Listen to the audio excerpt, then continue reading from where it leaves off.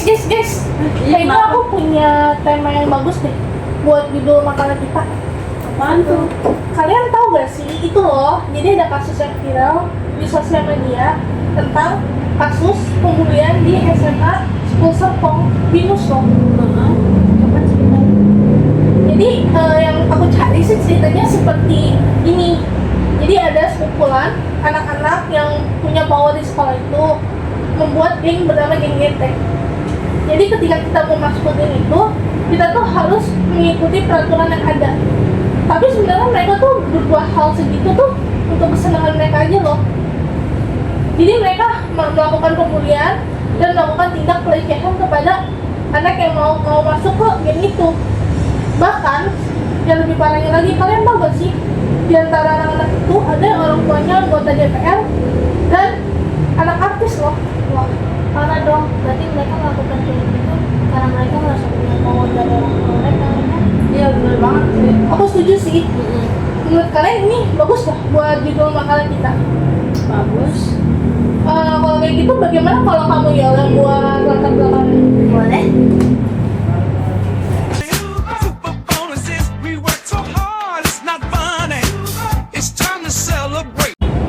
Udah dapat belum ya latar belakangnya? Udah nih. Coba gue bacain ya. Iya.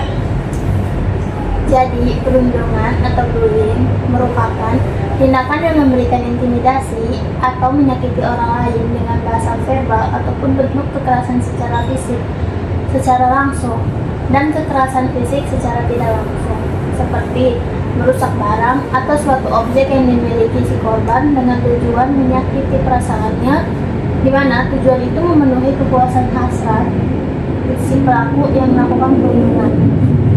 Nah, perundungan atau bullying itu sudah ada dari dulu, di mana perundungan itu kerap terjadi di berbagai kelompok yang terdiri dari beberapa orang dengan berbeda karakter, pahaman dan cara sistem bersosial. Banyak pula kasus-kasus perundungan yang tidak terekspos dan tidak terdokumentasikan secara formal, karena dulunya tidak ada definisi khusus yang mengatakan suatu perbuatan jahat memiliki konsep bullying, di mana merupakan hal yang manusiawi dan tidak dapat dihindari sepenuhnya walau sifat bentuk tersebut tidak dapat diterima dan dibenarkan.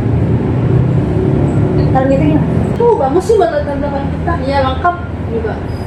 Udah, nanti kita catat aja ya. Berarti selanjutnya kita nyari apa nih? Kalau buat rumusan masalahnya gimana? Boleh.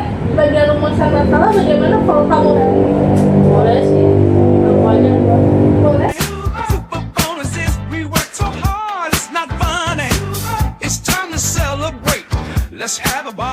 Gimana, udah dapet rel? Udah dapat nih. Gimana kalau kita di rumusan permasalahan ini kita ngebahas tentang jenis-jenis perundungan yang masuk dalam kategori bullying, terus dan juga sama faktor penyebab bullying. Terus di faktor ini tapi kita pakai pendapat kita sendiri. Boleh tuh. Nih, aku ngebaca jenis perundungan dulu ya. Di sini aku nomor 3. Yang pertama itu ada verbal bullying.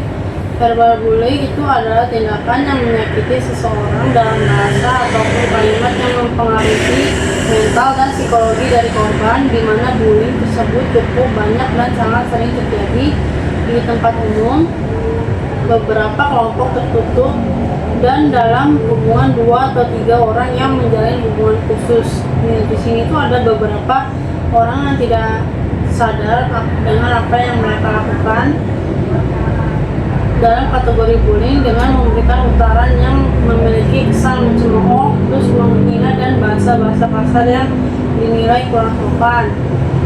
Terus yang kedua itu ada physical bullying. Nah, di sini tuh kita physical bullying ini mengacu pada perbuatan fisik yang langsung mempengaruhi korban, adapun seperti pemukulan, pemerasan, menjahili, dan beberapa perundungan yang mempengaruhi fisik pada korbannya. Bullying ini dinilai sangat fatal dan tergolong cukup agresif, di mana tidak jarang pula beberapa kasus dinilai cukup parah dan tidak masuk akal yang menyebabkan korban mengalami luka serius, tekanan mental, stres, bahkan kematian. Terus yang ketiga ada relational bullying. Relational bullying ini adalah tindakan bullying yang mengacu pada harga diri, di mana jenis ini berujung pada kehilangan rasa percaya diri pada korban sehingga akan mempengaruhi karakter yang lebih pemalu dan tertutup. Nah, beberapa korban relasional bullying kerap sekali tidak dapat mengutarakan isi hati maupun ide-ide yang seharusnya cukup baik, di mana sikap perilaku bullying seperti ini dapat dilihat seperti pengucilan, memotong pembicaraan, menyepelekan, tidak mengikuti sertakan dalam acara ataupun kelompok, tidak dengar, bergidik ketika berbicara, dan juga memberikan tatapan sinis. Gimana menurut kalian? Oke sih. Berarti abis ini kita tinggal nambahin faktor-faktor penyebab bullying menurut pendapat kita masing-masing kan? Iya. Kalau dimulai dari Yolanda bagaimana? Kalau menurut gua ya, menurut aku sih faktor bullying itu yang paling besar itu dari lingkungan ataupun sekolah. Karena kan ya sekolah itu banyak anak yang geng-gengan gitu ya. Jadi kayak antar geng itu kayak ada yang suka berantem gitu. Terus juga kayak saling serang. Kalau menurut aku sih yang paling penting juga faktor keluarga gak sih? Karena ya seperti yang kalian tahu, keluarga itu kan pendidikan pertama pada anak kan. Apalagi keluarga itu sangat banget berperan penting akan terbentuknya karakter anak ini kan. Jadi menurutku kayak dari keluarga mereka bisa belajar cara mereka meniru, berperilaku, moral mereka, bahkan cara mereka berkomunikasi dari keluarga kita diajarin. Kalau menurut kamu? Kalau menurut aku ya, faktor kepribadian itu juga penting karena menurut aku lumayan banyak anak yang punya kepribadian yang keras karena mereka punya keluarga yang mendidiknya cukup keras, dan karena itu tidak sedikit anak yang melampiaskannya kepada anak lain yang lebih lemah. Itu bagus sih buat kita tambahin faktor-faktor menurut pendapat kita. Jadi habis ini apa nih? Kalau itu yang masalah apa sih? Menurut kamu apa nih habis ngomong? Menurut aku, bagaimana kalau saran kita Boleh? buat perilaku bullying ini?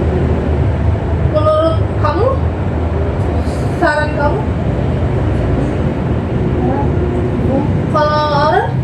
Kalau saran aku sih buat sekolah sih ya, karena sekolah itu harus lebih tegas lagi sama siswa-siswanya, kayak membuat aturan yang lebih kayak menghukum untuk tidak terjadi pembulian selanjutnya. Kalau menurut aku sih mungkin dari moralnya dan pendidikan moral dan cara dia bersosialisasi gitu. Dari kecil kita harus diajarin bagaimana cara kita komunikasi, moral kita, bahkan bimbingan moral tuh penting sih menurutku. Gimana kalau menurut kamu Yohan? Kalau dari aku sih sarannya dari keluarga, benar dari kata kamu kan, karena keluarga itu yang paling utama anak belajar. Kalau keluarganya aja sepele dan nggak ngajarin apa itu bully, apa sih dampak bully, ya pasti anak bakal semena-mena dan mereka bakal jadi orang. Aku setuju sih, makanya kan di kasus ini anak-anak ini sebenarnya punya background latar belakang keluarga yang keren-keren gak sih? Iya. Ada yang ayahnya anggota DPR, ada yang ayahnya artis lumayan terkenal kan, agak kondang gitu kan. Menurut kalian apakah keluarga mereka ngajarin gak sih atau enggak? Menurutku ya ngajarin, cuma karena si anak itu mereka merasa wah orang tua gue nih orang yang terkenal gitu nih, gak ada yang berani macam-macam gitu. Berani pun paling main uang. Iya, jadi mereka nggak takut buat ngelakuin bullying sih, karena ada orang tua mereka yang melindungi. Apa mereka pikir mereka bakal kebal bullying? Kayak kebal hukum gitu? Karena yang kalian tahu di Indonesia kan hukum tumpul ke atas dan tajam ke bawah. Apakah mereka berpikir seperti itu? Makanya mereka bisa berbuat semena-mena. Bisa jadi seperti itu, cuma kan akhir-akhir ini ada namanya the power of netizen. Iya, benar Iya. setuju. Makanya kasus ini viral kan? Iya. Iya, baru dikhusus sama polisi di kasus. Iya, karena kalau nggak viral nggak diusut. Inilah Indonesia. Jadi seru banget. Ya udah, Berarti kita udah fix nih ya. Kita akan masukin poin-poin ini. Sisanya kita tambahin lagi aja nanti. Bagus kok. Boleh.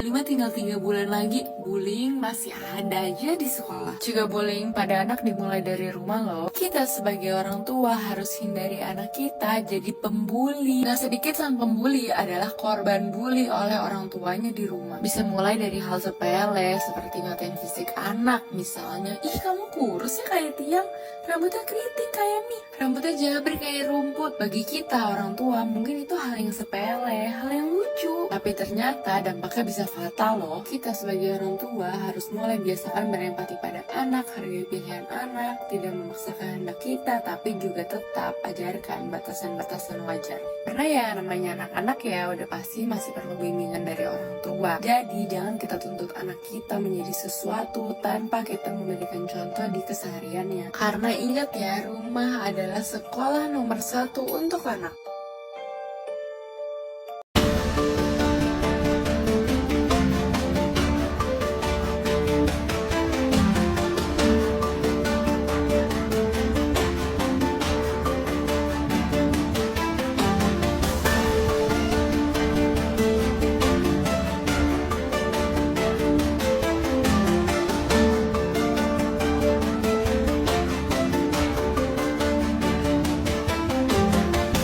Diapit kanan kiri dan di belakang ada 3 orang tuh, kita bisa lihat ya. Nah ini yang anak-anak pejabat itu bukan? Anak siapa aja? Anak pejabat dan ketua partai serta para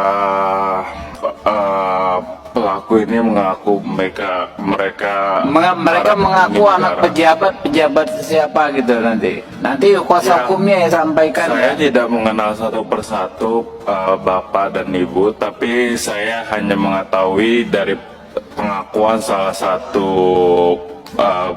pelakunya adalah anak dari ketua partai.